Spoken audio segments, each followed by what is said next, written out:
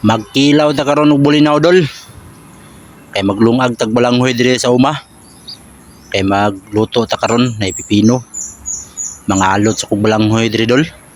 Dali ra kay ni kaluton kay humok ra kayo ang yuta kay ni ulan gabi Ato dayon siyang titbirahan dol.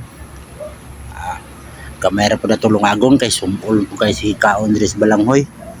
Anad man yan kalos kadalingin mo punuan naman sa balanghoy. Kaya akong asawa ay naglimpyo sa bulinaw. Tapos akong anak nga sa mukha no. Ako po din nilimpyuhan po diri ang balanghoy dol. Akong tabangan yung asawa dol. Madali dol kay gutom na po. Ako din panitan dol. Linghod lang among gikuan dol kay gulang manggod lagat. Gahi kaunon gwapo ni linghod kay humok. Bagay ra ng mga gulang og kanang magsuman og puto ng mga dagko. Pero kung kanang gagmay lang gyud naghalin na po dayon ta diha dol. Tak-ang na po dayon nato ni human na maghugas. Tak-ang nato diha dol. Yan nang siga ng kalayo dol. Mo ni akong DIY nga tak-angan dol. Bisag asa dol dala jud ako ni dol.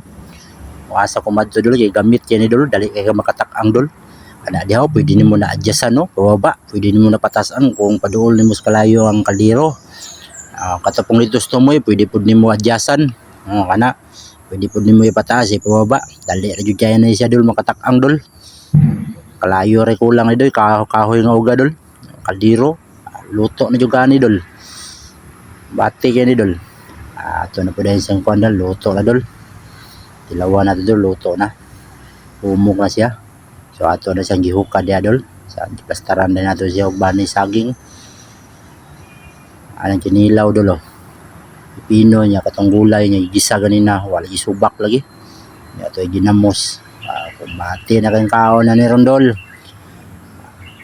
panatan tanig kaon dol init pa man day kayo din bati na kayo ni ba lipay naman may yanis bukid mga kaon may ngani ko anay kinilaw paris anay mga onday ta dol lambi kanin kamuti dol basta ngani dire po niya bugnaw kay area na ilalong sa balanghoyan mo kaon napay siling halang kayo kumbate yun ni dol ba perti lamia jus kaon na to